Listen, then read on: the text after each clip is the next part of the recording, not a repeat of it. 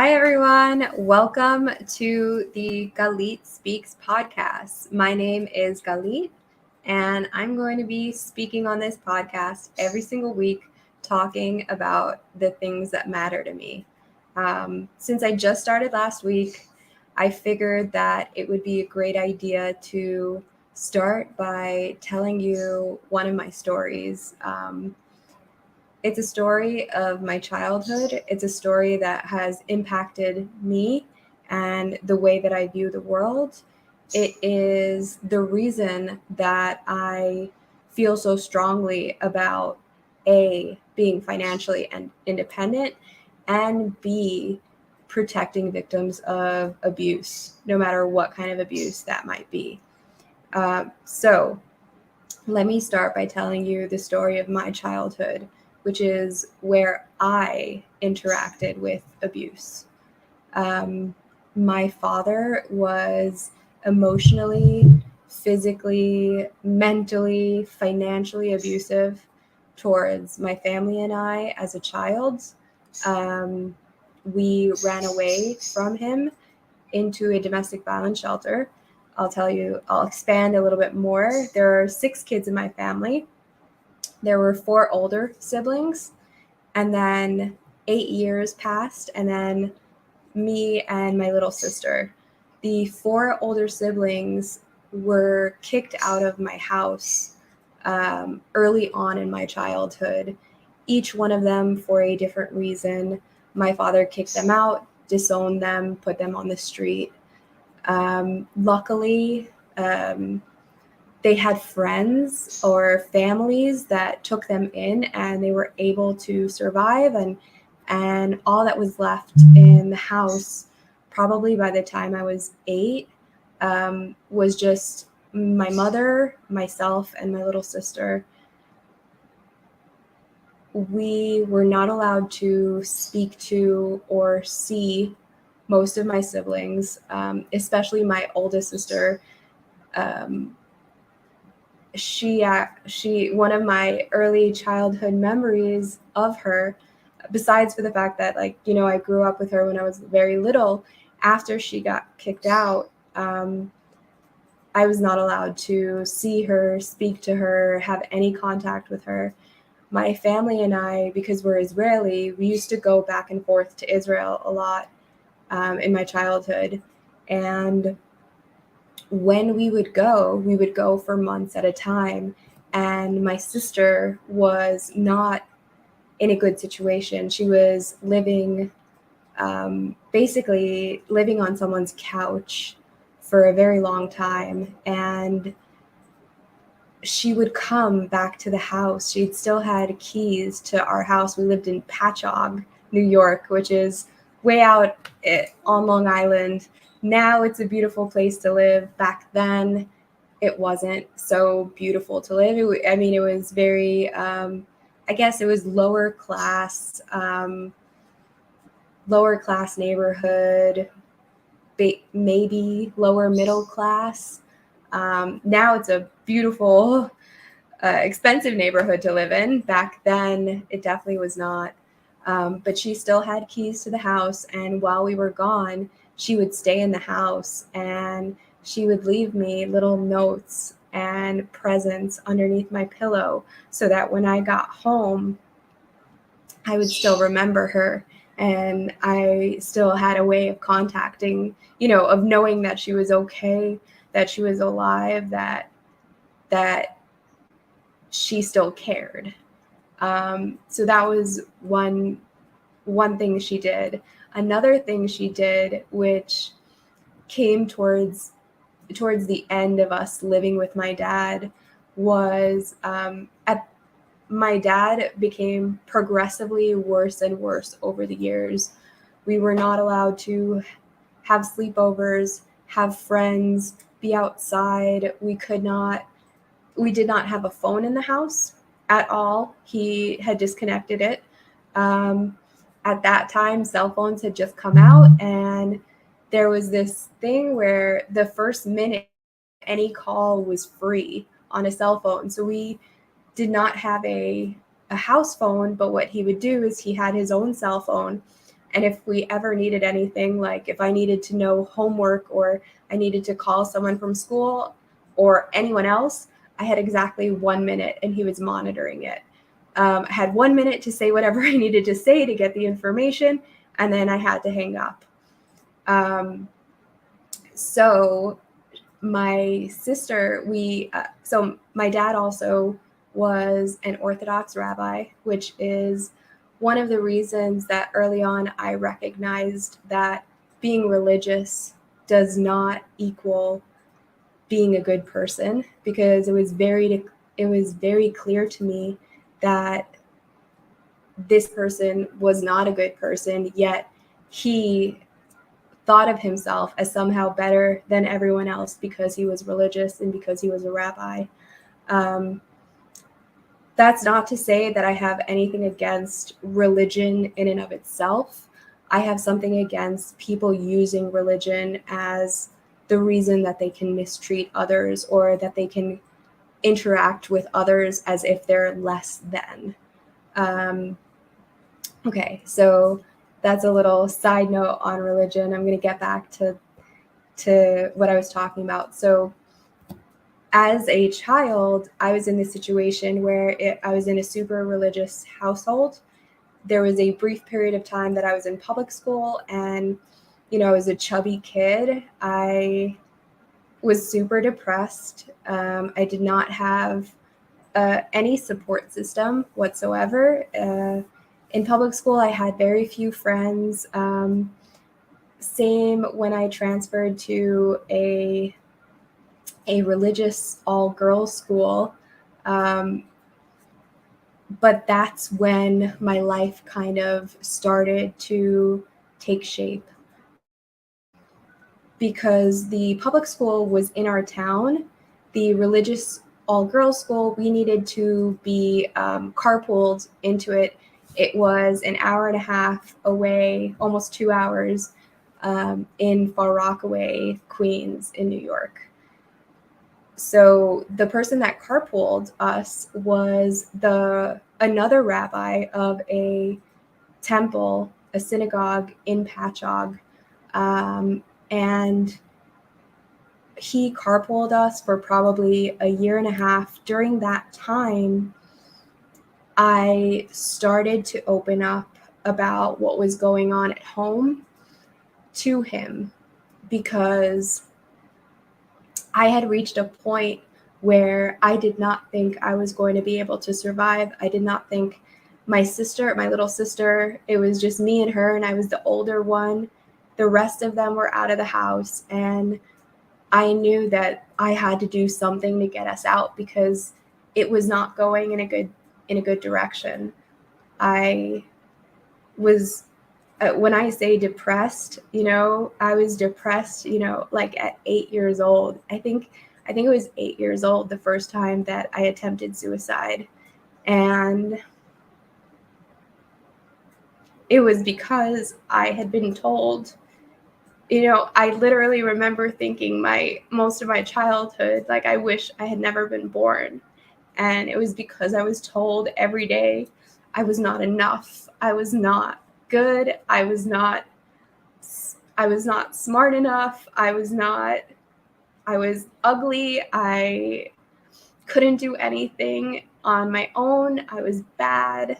And this is coming from somebody who, I would get a 98 on my test.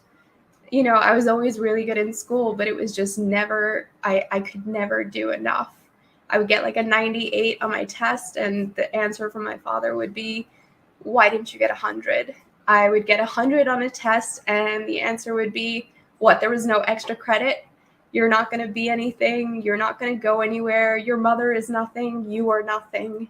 And to hear that as a child from the person that's supposed to be protecting you and building your self-esteem, I was a very broken little girl.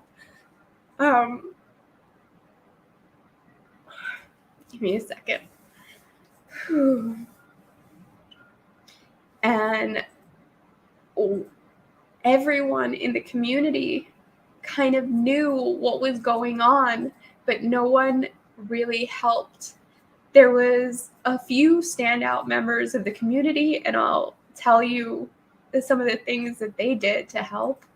One was that rabbi that we carpooled with.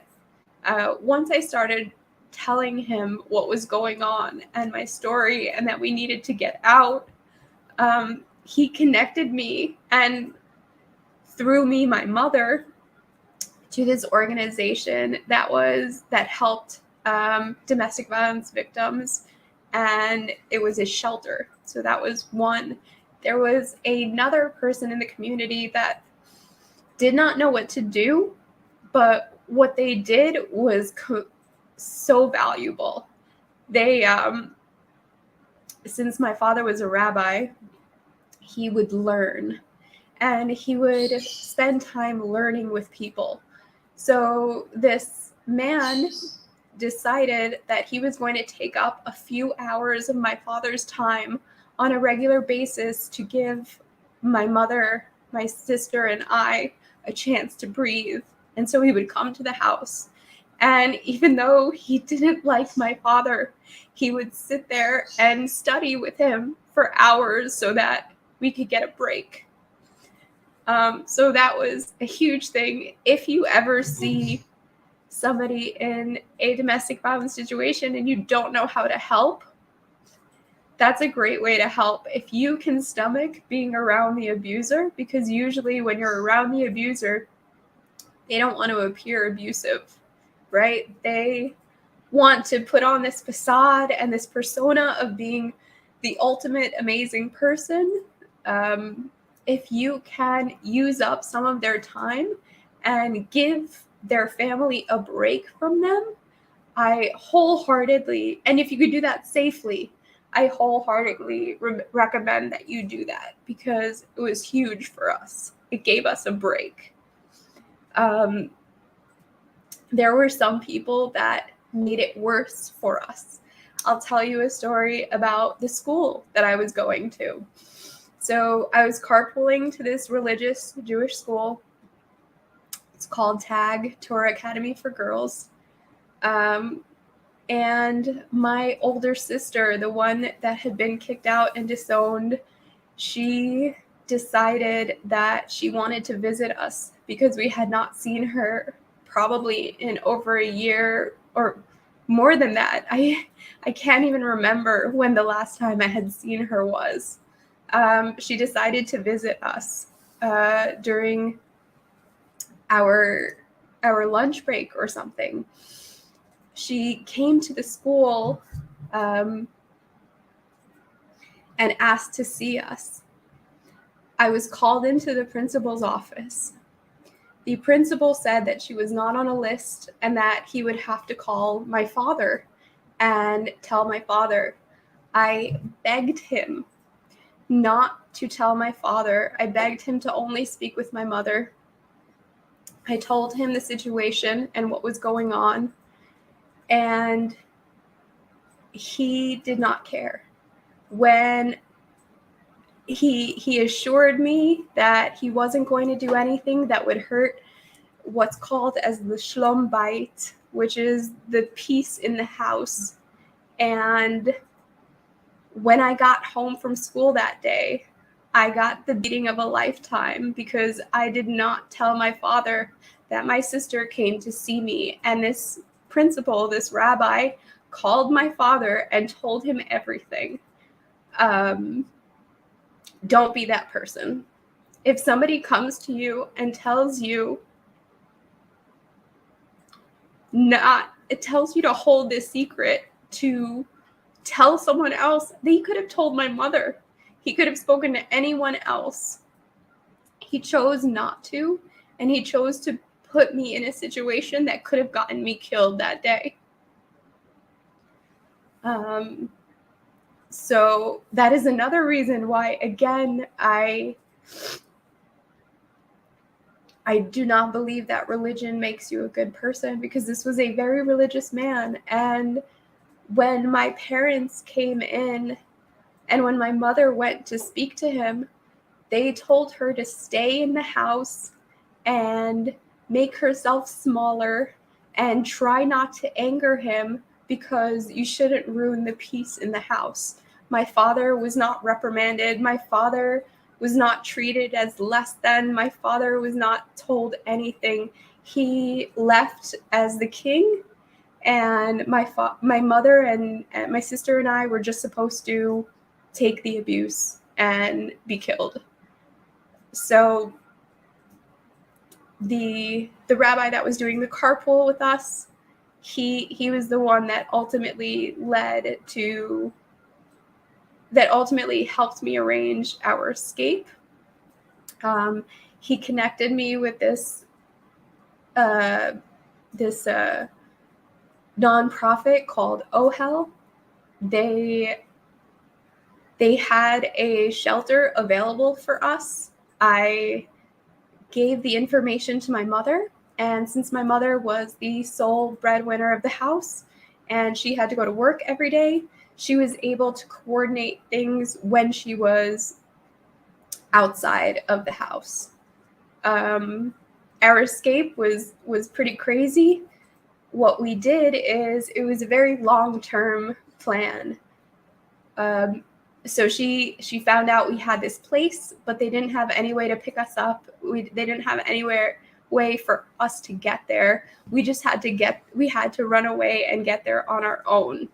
So what we did was, every night, my little sister and I, my mother would keep my father busy downstairs. My little sister and I would go pack up our clothes, personal items.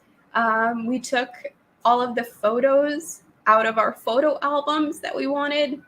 We took all of the important paperwork, our birth certificates, our social security cards, and et cetera, et cetera. And every night we would pack a little bit into our backpacks. And then, in order to make sure that it didn't seem like anything was missing, that's why we took the photos out of the photo albums and left the blank photo albums there. The clothes, we put in clothes from when we were younger to the front of the closet so that he wouldn't see that anything was missing. And we packed a little bit at a time into our backpacks.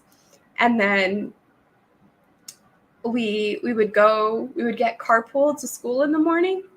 Another of my sisters lived around the corner from the school that we were going to.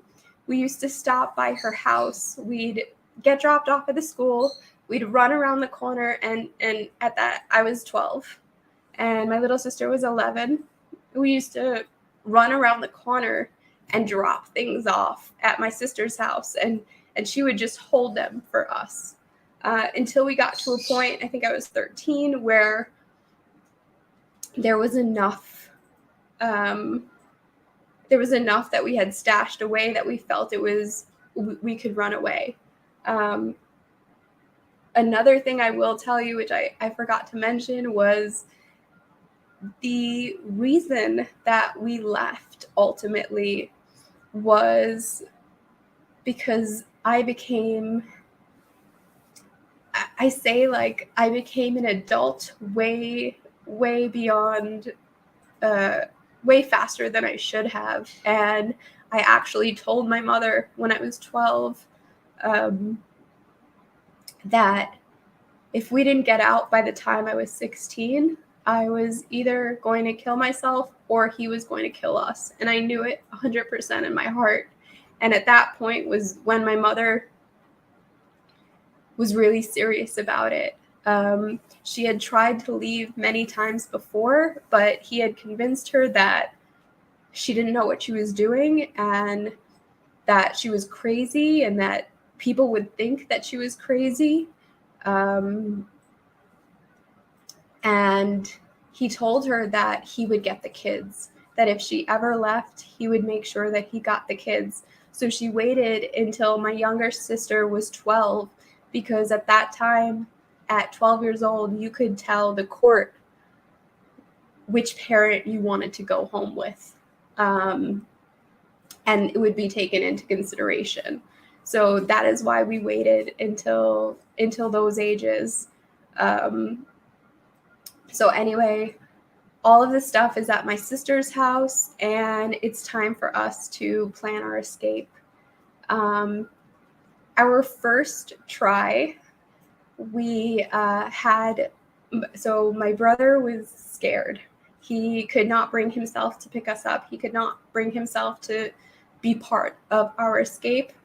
My oldest sister, the one that had left notes and had come to the school, she was a little more brave, and she decided that she was going to come pick us up. Now, the plan was for, at this point, my father did not let my mother go anywhere by herself. He drove her to work every morning and picked her up every evening.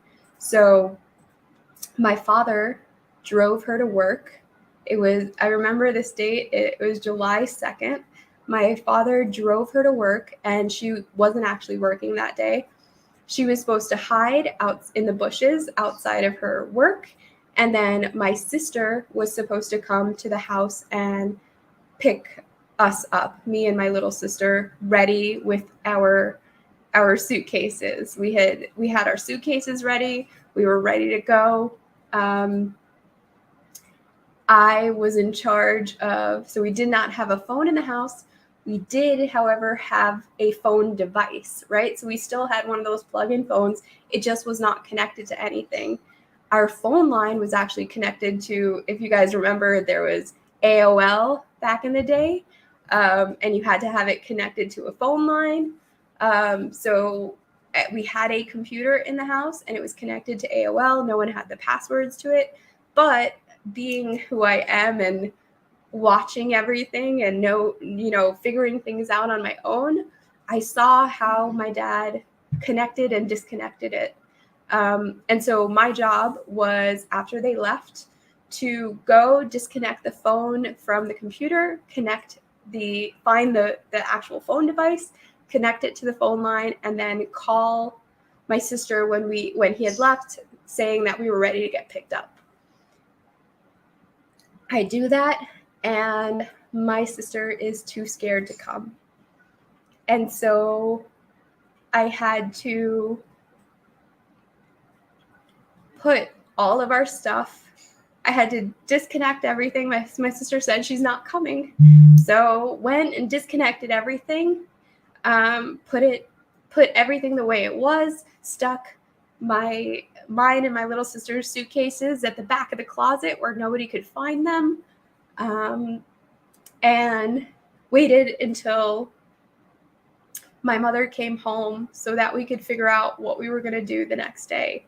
My mother, in the meantime, found out that, she was in contact with my sister from, I think they were talking on either pay phones. My mother had been like a pay phone, or she had gone into her job to use their phone. She was a nurse, so she did home care. So there was always in a family's house, and they knew a little bit about what was happening, but not all. My mother found out that my sister did not pick us up. She stayed the day as if she was working and got picked up by my father, came back home. And in the meantime, she planned what to do next. Thankfully, she had a friend, a fellow nurse, who was just like, forget that. Don't worry about your daughter. Don't worry about anyone coming to pick you up. I'm going to go and pick your two daughters up, and I'm going to make sure they get out safely. I do not care about him. I am not scared of him. I will do it. So next morning, July 3rd, we try again. My father leaves with my mother. I disconnect the phone, disconnect the computer, connect the phone. I call up the nurse and I tell her we're ready to get picked up. Me and my little sister have our backpacks. We get into the nurse's car, and supposedly we actually left the door ajar. So my father knew before we were very far away, but the nurse takes us to a parking lot where we pick up my mother, who had been hiding in the bushes near her job. She met us in the parking lot. we met with that sister and her husband in that parking lot, and the nurse transferred us all over to my sister, and my sister drove us to the domestic violence shelter. And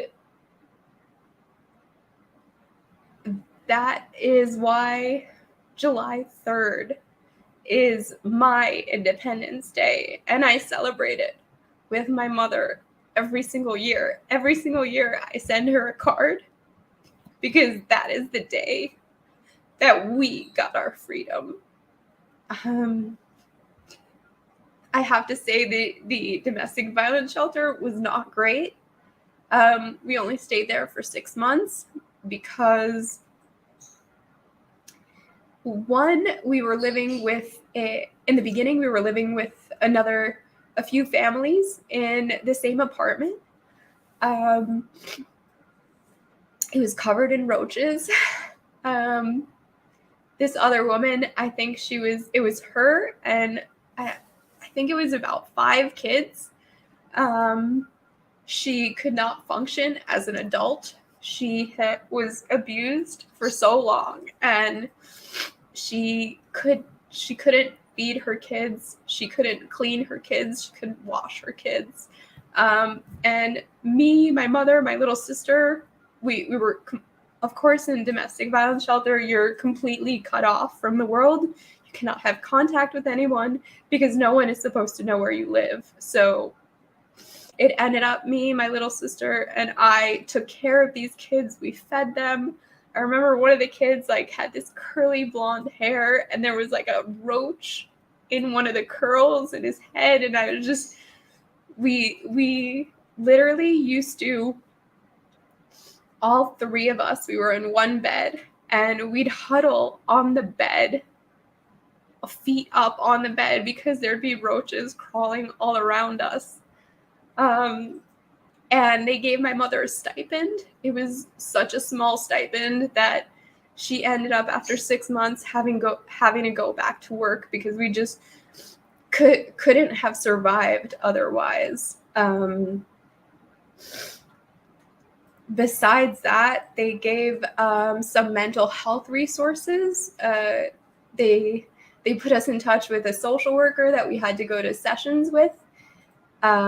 I ended up, my very first session was my last session with that social worker, because the social worker they had used clearly had never been in an abusive situation, had never understood an abusive situation, had no idea what she was talking about. And my mother still clapping after I told this woman off, because I was just like, you have no idea what you're talking about, and what you're saying is garbage.